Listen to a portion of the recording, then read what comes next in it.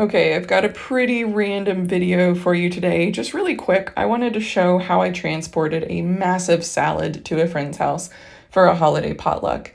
And all I did was basically acted like I was kind of reverse grocery shopping. So I put all my ingredients into these bags that are my shopping bags, dropped them into my Ortlieb panniers, which are great for grocery shopping, in my opinion, because they're very utilitarian, very rugged, and waterproof. So once I got to my friend's house, I just assembled the salad. So it's really pretty simple.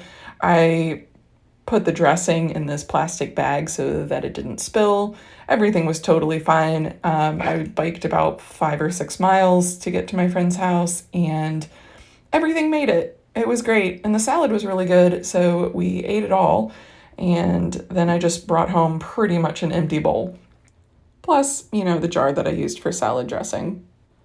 So, like I said, this is a very simple, kind of straightforward video, but I guess my point is that I used to have to think and puzzle over these things, and now I hardly even think about it anymore, but thought I would share just in case it helps.